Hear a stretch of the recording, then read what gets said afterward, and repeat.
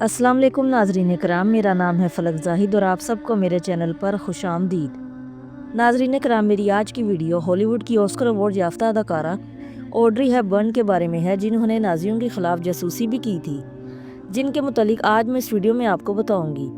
तो आइए चलते हैं अपनी वीडियो की तरफ। नाजरीन कराम, ये उन दिनों की बात है जब नीदरलैंड्स पर नाजियों ने कब्जा कर लिया था और डच बशिंदे उनके खिलाफ मुजाहमत कर रहे थे।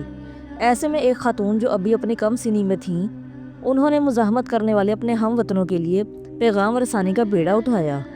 ये नौजवान खतून बाद में एक मारूफ अदाकारा बनी और जब इंडिया के मारूफ फिल्म साज और हदायतकार सत्याजीत रे को ऑस्कर इनाम से नवाजे जाने का ऐलान किया गया, तो उन्होंने ये ख्वाहिश जाहिर की कि उन्हें ये अवार्ड उसी मरूफ अदाकारा के हाथों दिया जाए और उनकी ख्वाहिश का एहतराम किया गया। जी हाँ नाजरीन कराम, ये नौजवान खतून कोई और नहीं बल्कि बजाते खुद ऑस्कर अवार्ड याफ्ता अदाकारा ऑड्री हेपबर्न थीं। ऑड्री हेपबर्न 1950 और 1960 की दहाइयों में फिल्म और फैशन की दुनिया की एक मशहूर आइकॉन बनकर जगमगाती रहीं। उन्हें 5 बार ऑस्कर के लिए नामजद किया गया, जो कि अपने आप में एक रिकॉर्ड रहा है, लेकिन उन्हें एक ही बार ये अवार्ड मिल सका। 1953 में फिल्म रोमन हॉलीडे में अदाकारी के लिए उन्हें बेहतरीन अदाकारा का अकेडमी अवार्ड दिया गया। फिल्मी दुनिया में आने से कबल दूसरी जंग अजीम के दौरान नौउम्री के दौर में उन्होंने एक बहुत ही मुख्तलिफ किरदार अदा किया था। वो नाजी कब्जे के खिलाफ डच मुजाहमत के लिए रकम इकट्ठा करने के लिए खुफिया बैले परफॉर्मेंसेस का इनकाद किया करती थीं। ऑड्री हेपबर्न 1929 में ब्रुसेल्स में पैदा हुई। उनकी वालदा एला वैन हेम्स्ट्रा आला डच ख़ानदान से थीं, जबकि उनके वालिद जोसेफ हेपबर्न रस्टन बरतानवी नज़ाद ऑस्ट्रियाई ताजर थे। उनके वालिदैन जब लंदन में थे तो वो साम मुखालिफ British union of fascist BUF के रहनुमा ओसवाल्ड मोस्ले से मुतासिर थे। ऑड्री हेपबर्न की वालदा वान हेम्स्ट्रा ने BUF मैगज़ीन के लिए एक मजमून लिखा था, जिसमें उन्होंने नाजी जर्मनी के ताबनाक पहलुओं को बयान किया था। ऑड्री हेपबर्न जब अभी 6 साल की ही थीं कि उनके वालिदैन को अपने ख़ानदान से अलहदा होना पड़ा और उन्हें नीदरलैंड्स नकल मकानी करना पड़ी। बाद में उनके वालिद को गिरफ्तार कर लिया गया और उन पर बैरून मुल्क फाशिस्टों के साथ ताउन का इल्ज़ाम लगाया गया। वो दूसरी जंग अजीम के दौरान बरतानवी कैद में रहे। ऑड्री हेपबर्न के सबसे छोटे बेटे लूका डोटी ने मुसन्नफ़ रॉबर्ट मैडसन को बताया कि उनकी वालदा बचपन से ही बहुत बातूनी थी। उन्हें हंसना हंसाना, खेल कूद और अदाकारी करना बहुत पसंद था। मेरी दादी उन्हें मंकी पजल यानी ना समझ में आने वाली बंदरियाँ कहती थीं। वाज़ेह रहे कि मुसन्नफ़ रॉबर्ट मैडसन ने तारीख़ के कम उम्र हीरोज़ के लिए ऑड्री हेपबर्न पर डच गर्ल के नाम से दूसरी जंग अजीम के दौरान उनकी ज़िंदगी का अहाता किया है। रॉबर्ट मैडसन बताते हैं कि ऑड्री हेपबर्न की वालदा का ख्याल था कि जंग की सूरत हाल में इंग्लैंड और ख़ास तौर पर कैंट ऑड्री हेपबर्न के लिए महफूज जगह नहीं है, क्योंकि जर्मनी अचानक फ्रांस को रौंदता हुआ आगे बढ़ेगा और फिर इंग्लैंड पर हमला कर देगा। इसी ख्याल के पेश नज़र ऑड्री हेपबर्न की वालदा वान हेम्स्ट्रा ने अपनी बेटी को उनके बरतानवी बोर्डिंग स्कूल से निकाला और हॉलैंड में अपनी ख़ानदानी जागीर पर मुंतकिल हो गईं। ऑड्री हेपबर्न का एक डच स्कूल में दाखिला कराया गया। ये एक डांस स्कूल था। इस स्कूल में उनका नाम एंड्रियांट जे वान हेम्स्ट्रा लिखवाया गया ताकि वो ज़्यादा डच नाम लगे, लेकिन बाद में जब ऑड्री हेपबर्न ने अदाकारी शुरू की तो उन्होंने अपना नाम बदलकर ऑड्री हेपबर्न रख लिया। नकल मकानी के बाद भी उनकी वालदा एडोल्फ हिटलर की मरीद थीं और उन्हें इस बात का यकीन था कि वो कभी भी उनके मुल्क पर हमला नहीं करेंगे। हॉलैंड में अपनी वालदा ऑड्री हेपबर्न के तजर्बे के बारे में डोटी कहते हैं कि हॉलैंड मुंतकिल होना सिर्फ घर बदलना नहीं था, वो डच ज़ुबान का एक लफ्ज़ भी नहीं बोल सकती थी। वो एक ऐसे स्कूल में जा रही थी जहाँ सब बच्चे नए थे और उन्हें उनका एक लफ्ज़ भी समझ में नहीं आता था। सब उनका मजाक उड़ाते थे। ऑड्री हेपबर्न की वालदा हेम्स्ट्रा के ख्याल के बरक्स हिटलर ने उनके मुल्क नीदरलैंड पर 1940 में हमला कर दिया और उस पर कब्ज़ा कर लिया।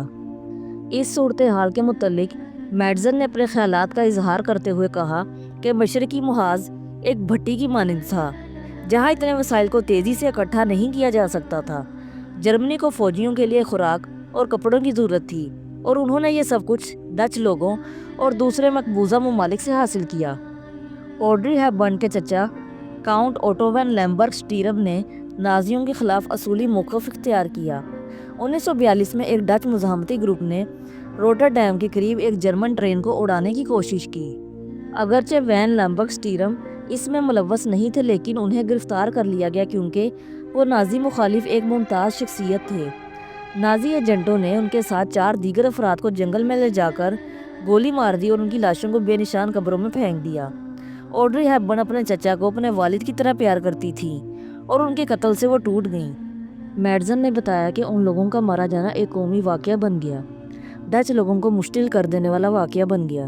اگرچہ ان کا خاندان خوشحال اور مراد یافتہ تھا، لیکن نازیوں نے ان سے خوراک اور وسائل کو دور کر دیا، جس کی وجہ سے وان ہیمسٹرا کے خاندان کو فاقہ کشی کی نوبت رہنے لگی۔ جب آڈری ہیپبرن 15 سال کی ہوئیں تو انہیں حکم دیا گیا کہ وہ نازی کلٹ اور کامر یعنی فنکاروں کی یونین میں شامل ہو جائیں یا پھر عوامی طور پر رقص چھوڑ دیں۔ انہوں نے عوامی سطح پر پرفارم کرنا چھوڑنے کا انتخاب کیا۔ رقص اور آرٹ کے متعلق اپنی ماں کے جذباتی لگاؤ کے بارے میں ڈوٹی کہتے ہیں کہ رقص کے ذریعے وہ خواب دیکھ سکتی تھیں، اڑان بھر سکتی تھیں اور اس کے ذریعے وہ دنیا کے سارے رنج و غم کو بھول سکتی تھیں۔ آڈری ہیپبرن نے بند کھڑکیوں والے کسی محفوظ گھر میں صرف ایک موم بتی کے ساتھ رقص کیا تاکہ ان کا پتہ نہ چل سکے۔ جب وہ پرفارم کر رہی ہوتی تو صرف ایک پیانو بہت مدھم سروں میں بجایا جاتا، لیکن ان کے پرفارمنسز پر تالیاں نہیں بج سکتی تھیں۔ شو کے اختتام پر مزاحمت کرنے والوں کے لیے رقم جمع کی جاتی۔ 1944 کے موسم بہار میں آڈری ہیپبرن نے ایک ڈاکٹر ہینڈرک ویزرٹ ہوف کے معاون کے طور پر رضاکارانہ خدمات انجام دینا شروع کیا۔ وہ ڈاکٹر مزاحمتی گروپ کے رکن تھے۔ اگرچہ آڈری ہیپبرن کی والدہ کو بڑے پیمانے پر نازیوں کے ساتھی کے طور پر دیکھا جاتا تھا، لیکن ویزرٹ ہوف کو نازیوں سے چھپنے والے ہزاروں لوگوں کے لیے مدد کی اشد ضرورت تھی۔ ایسے میں انہوں نے آڈری ہیپبرن پر بھروسہ کیا اور انہیں اپنی ٹیم میں شامل کیا۔ 17 ستمبر 1944 کی بات ہے جب آڈری ہیپبرن چرچ میں تھیں کہ اچانک حمدیہ ترانے میں انجنوں کی آواز سے خلل پڑنے لگا۔ وہ باہر نکلیں تو دیکھا کہ آپریشن مارکیٹ گارڈن شروع ہو چکا ہے۔ اس کے تحت اتحادی افواج نے دریائے رائن پر پھیلے ہوئے 9 پلوں پر قبضہ کرنے کا منصوبہ بنایا تھا۔ انہوں نے دیکھا کہ آسمان سے اتحادی افواج کے ہزاروں دستے پیراشوٹ کے ذریعے اتر رہے تھے۔ بدقسمتی سے نازی ٹینک وان ہیمسٹرا کے گھر کے سامنے سے گزرنے لگے۔ آڈری ہیپبرن اور ان کے خاندان کو اس دوران تہہ خانے میں چھپنا پڑا اور یہ لڑائی 9 دنوں تک جاری رہی۔ جب وہ 9 روز بعد اپنے گھر کے تہہ خانے سے باہر نکلے تو انہیں یہ خبر ملی کہ نازیوں کی جیت ہو گئی ہے۔ انہوں نے ایک عمارت سے چیخیں سنی جہاں نازی انتقامی کارروائیاں کر رہے تھے اور ڈچ مزاحمت کے ارکان کو تشدد کا نشانہ بنا رہے تھے اور انہیں قتل کر رہے تھے۔ جب جرمنی کی طرف جانے والی اتحادی فضائیہ کو ہالینڈ میں ہنگامی لینڈنگ کرنا پڑی تو ویزرٹ ہوف نے آڈری ہیپبرن کو ایک کوڈ ورڈ کے ساتھ ایک برطانوی پیراشوٹر سے ملنے کے لیے جنگل میں بھیجا اور ان کی جراب میں ایک خفیہ پیغام پہنچایا گیا۔ برطانوی فوجی سے ملاقات کے بعد جنگل سے باہر نکلتے ہوئے انہوں نے ڈچ پولیس کو قریب آتے دیکھا۔ وہ جنگلی پھول توڑنے کے لیے جھک گئیں اور پھر دلربائی انداز سے ان پھولوں کو پولیس کو پیش کر دیا۔ وہ ان کے انداز سے مسحور ہو گئے اور ان سے مزید پوچھ گچھ نہیں کی۔ اس کے بعد وہ اکثر مزاحمت کے لیے پیغامات لے کر جانے لگیں۔ ڈوٹی کا کہنا ہے کہ وہ اس بات پر بہت زیادہ یقین رکھتی تھیں کہ اچھائی اور برائی کے درمیان کشمکش جاری رہتی ہے اور آپ کو اس میں سے ایک کا ساتھ دینا پڑتا ہے۔ میڈزن نے کہا کہ جرمن بچوں کو سنجیدگی سے نہیں لیتے تھے، وہ بس ان سے یہ کہتے کہ بچے میرے راستے سے ہٹ جاؤ، اور ڈچ نے اس بات کا فائدہ اٹھایا کیونکہ ان پر کسی قسم کا شبہ نہیں کیا جا سکتا تھا کہ وہ مزاحمت کاروں کے لیے پیغام رسانی کر سکتے ہیں۔ اگرچہ یہ ان کے لیے خطرناک تھا، لیکن انہیں اس میں مزہ آتا تھا اور یہی بچے مزاحمت کرنے والوں کے ہیرو بن گئے۔ فروری 1945 تک یہ خبر سامنے آنے لگی کہ ہر ہفتے 500 ڈچ لوگ بھوک سے مر رہے ہیں۔ بہت سے دوسرے لوگوں کی طرح آڈری ہیپبرن کے خاندان کو خوراک کی شدید کمی کا سامنا تھا۔ وہ خون کی کمی، یرقان اور ورم کے مرض میں مبتلا ہو کر شدید بیمار ہو گئیں۔ ان کے گھر کے باہر ایک بار پھر خونریز جنگ شروع ہو گئی تھی۔ اس کی وجہ سے آڈری ہیپبرن اور ان کے خاندان کو 3 ہفتوں تک تہہ خانے میں چھپنا پڑا۔ آخر کار 16 اپریل 1945 کو گھر کے باہر خاموشی چھا گئی اور انہیں اپنے گھر سے تمباکو کی بو آنے لگی جو کہ جنگ کے دوران ہالینڈ میں حاصل کرنا ناممکن تھا۔ انہوں نے تہہ خانے کے زینے چڑھ کر دروازہ کھولا تو انہوں نے اپنے گھر میں 5 کینیڈین فوجیوں کو سگریٹ پیتے اور مشین گنوں کی نال ان کی طرف کرتے ہوئے دیکھا۔ فوراً ہی وہ ان سے انگریزی میں بات کرنے لگیں۔ ایک نے چیخ کر کہا، ہم نے نہ صرف ایک شہر کو آزاد کرایا ہے بلکہ ایک انگریز لڑکی کو بھی آزاد کرایا ہے۔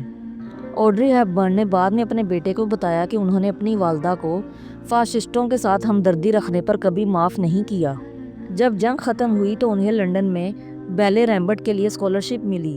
اگرچہ وہ باصلاحیت تھیں لیکن غذائیت کی کمی کی وجہ سے ان کے جسم کو مستقل طور پر نقصان پہنچا اور ان کے پاس بیلے ڈانسر بننے کی صلاحیت نہیں رہی۔ اس کے بعد وہ ویسٹ اینڈ تھیٹر اور دی لیونڈر ہل موب جیسی فلموں میں چھوٹے کرداروں کے ساتھ اداکاری کی طرف متوجہ ہوئیں۔ 1953 میں انہیں رومن ہالیڈے میں پہلا مرکزی کردار ملا۔ یہ ایک زبردست تنقیدی اور تجارتی کامیابی تھی اور اس فلم کے لیے انہیں آسکر کے ساتھ ساتھ ایمی، گریمی اور ٹونی ایوارڈز سے بھی نوازا گیا۔ اپنے پورے کیریئر کے دوران انہوں نے خیراتی کاموں کو جاری رکھا اور یونیسیف کی خیر سگالی کی سفیر کے طور پر بھی کام کیا۔ آڈری ہیپبرن اپنے زمانے میں فوٹوگرافروں کی مقبول ترین شخصیات میں شامل تھیں۔ 1993 میں وہ اس دنیا سے چل بسیں۔ میڈزن کا کہنا ہے کہ جنگ اور ہر اس چیز نے جس سے وہ گزریں اس نے آڈری ہیپبرن کو بہت اعلیٰ مقام پر فائز کیا۔ ان کے پاس اتنا تجربہ تھا کہ وہ خود کو ان مختلف کرداروں میں ڈھال سکتی تھیں۔ ناظرین کرام، ہالی ووڈ اداکارہ آڈری ہیپبرن کے بارے میں یہ تو تھی میری آج کی ویڈیو۔ آپ کو میری آج کی ویڈیو کیسی لگی مجھے کمنٹ سیکشن میں ضرور بتائیے گا۔ میرے چینل پر آنے کا شکریہ۔